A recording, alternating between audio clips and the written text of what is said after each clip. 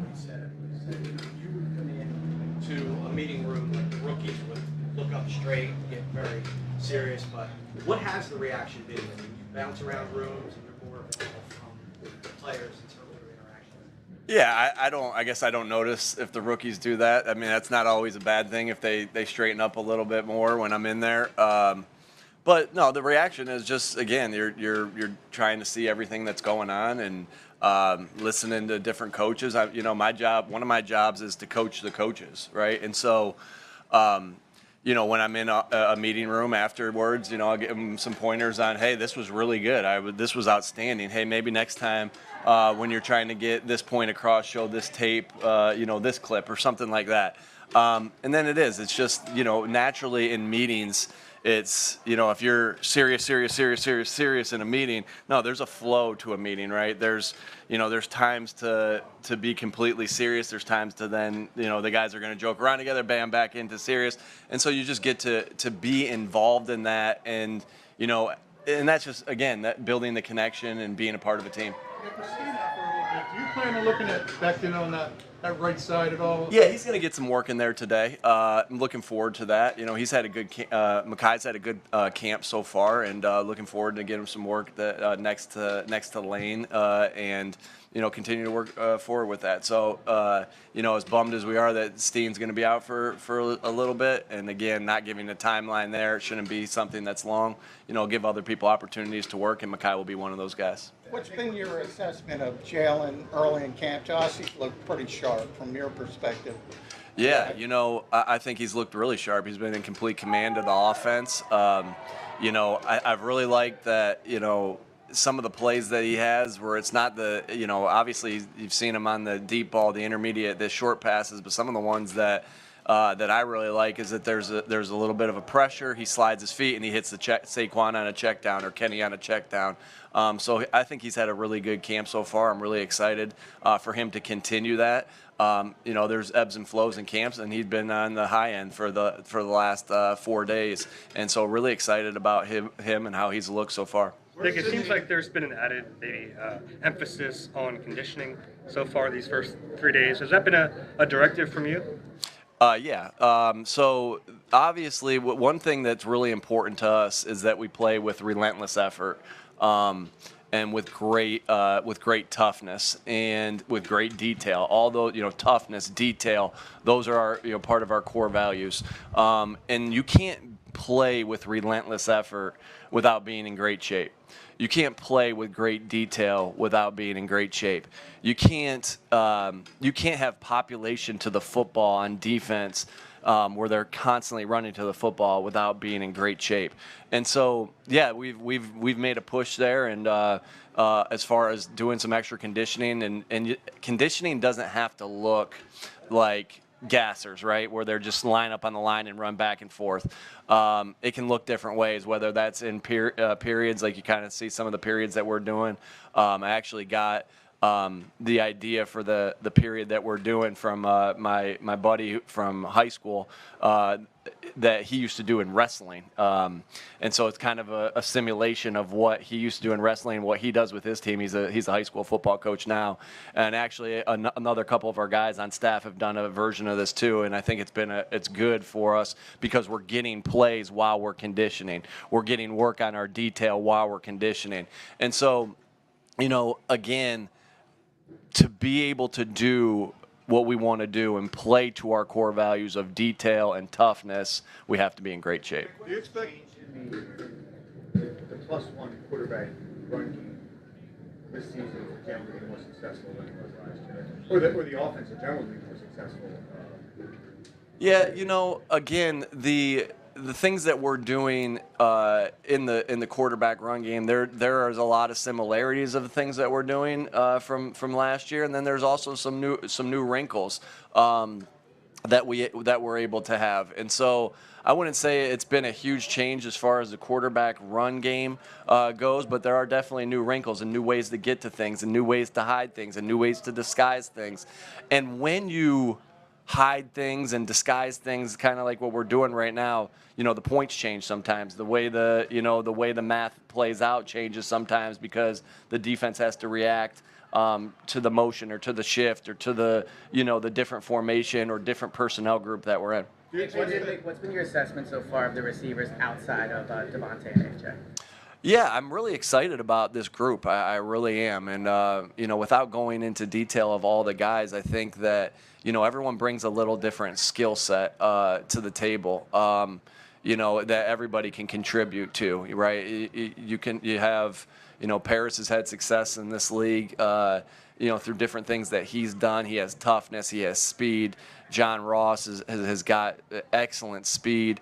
Johnny Wilson, big, physical, can bring an element of toughness and blocking to the group. Brenton Covey's had a nice camp thus far. He's got some great quickness, and you can see how he is with the ball in his hands. You get to see that every Sunday, right? And you've got to see that the last 2 years every Sunday, the way he is with the ball in his hands. Anais is, we're excited about the things we saw on him on tape, and, he's working to keep getting better. Joe Nagata's had some bright spots in the camp, and he's big and he's physical, very similar to some of the things that we talk about with Johnny Wilson. And I like the back end, the other guys too that, I wouldn't say back end, the guys that just kind of became part of the Eagles from other teams. I'm looking at Austin Watkins right now, Jacob Harris. And so I'm excited about all these guys, to work with all these guys.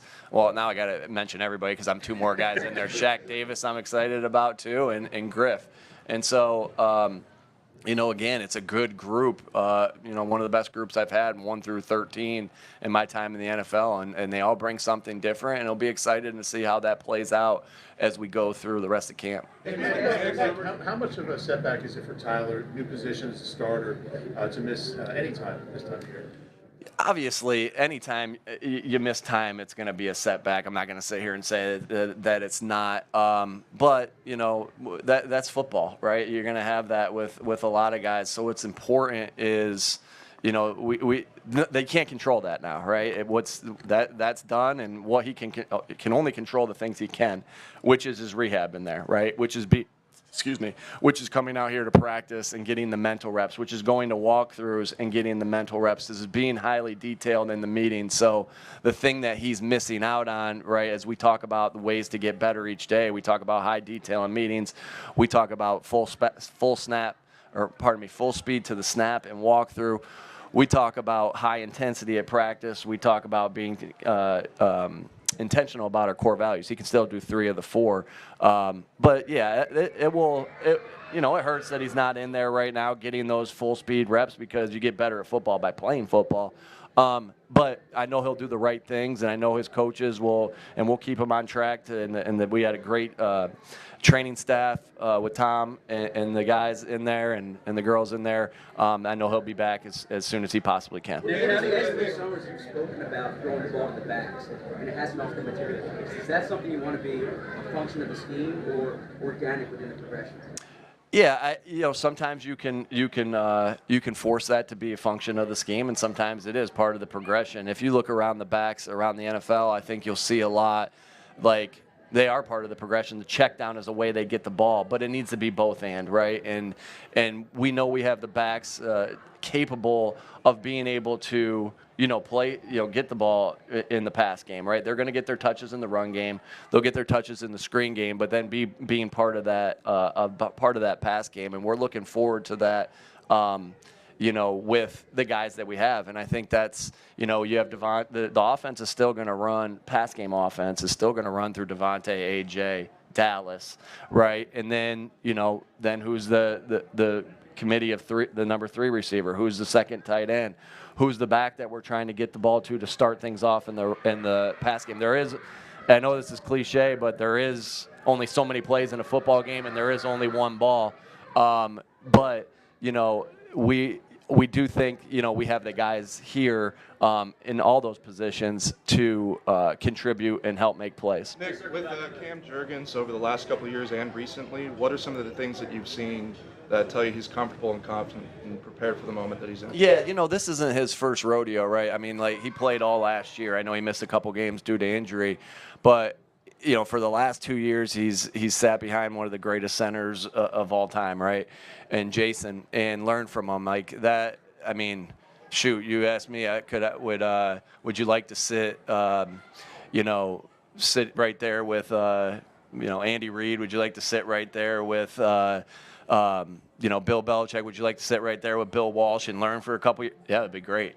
So obviously, he was able to do that, but also he played. He played meaningful snaps, and so it's not a projection. He played meaningful snaps and he played some good football, and so it's not a projection of what he can do. Now, is it a different position? Of course it is, but we're excited about him. He works his butt off. He works hard, and we're really excited about his progression, the things that he's doing at practice. Look forward when the pads get on. We'll get our last day of our acclimation period today, and then we'll get our pads on tomorrow. A lot will be said. Nick, how do you handle a situation like Bradbury's, former All-Pro, seems to be down on the depth chart at his position? I would imagine it's tough in part for him. How do you handle that as head coach? Yeah, well, I'm excited that he's we've seen guys go from corner to safety or corner to nickel or nickel to safety in their career. So I'm excited for this opportunity for him. You're right. He has been an All-Pro, right? And that wasn't that long ago. And I'm excited for this opportunity. He's done some good things out in the field. He's really picked it up, and he's a really smart player. The depth chart, he's working with the twos right now, but that's fluid. We can always that can change, and you're always going to need depth, and there's always going to be competition. And so I'm excited for this opportunity for him. And he's handled it great. And, he just wants to continue to contribute, and he still has the ability to do things at corner. And so that versatility will play well for us in the secondary. There's been a lot of mixing and matching on defense. What has stood out to you, or who has stood out to you on that side of the ball with all this mixing and matching going on? Yeah, again, we're looking for guys to play with great detail, great toughness. I've seen the toughness really show up. I'll single out a couple of the defensive ends where I've really seen that toughness really show up. That physical toughness, that relentless effort. Patrick Johnson, Nolan Smith, Jalix Hunt. I've really seen them, hustling to the football. Just the relentless effort really, and the toughness really shows up with those three guys, and been excited. There is a lot of mixing and matching, and we're trying to get an evaluation on everybody as guys learn how to play together. But I would single those guys out as far as their relentless effort, their toughness that they've been playing with throughout camp. You got one more? On the conditioning stuff, Nick, just to circle back on it, what goes into the planning for that when you know that you want to ratchet it up? Do you have to talk to the sports science group to see how far you can push the guys? How does that work? Sure, you take all the information you're going to get, but at the end of the day, I have to make the decisions, right? It's like anything, right? Any product that's out on the field, my name's on it, and that's my responsibility. And so you take a little bit from everybody. You talk to the trainers, you talk to the sports science, you talk to the guys and see how they're feeling. You talk to the position coaches, see what you think their shape's in. And again, we came back in great shape. The guys killed the conditioning test. They crushed it. They came back with the right weights, and so we felt like we're in a good place right now to be able to push them. And so it always comes down to how the guys feel. And so I have to listen to a lot of different opinions of what everyone's thought is, because I'd be foolish not to use, because it's a collaboration. But at the end of the day, I have to say, hey, this is what we're going to do today. And sometimes it's like, you can see it sometimes with players like, oh, shoot, we're doing this. But, only thing we're trying to do is, help them be in the best shapes of their lives so they can play, again, with that great detail and that great toughness we talk about. All right, thanks. Thank you.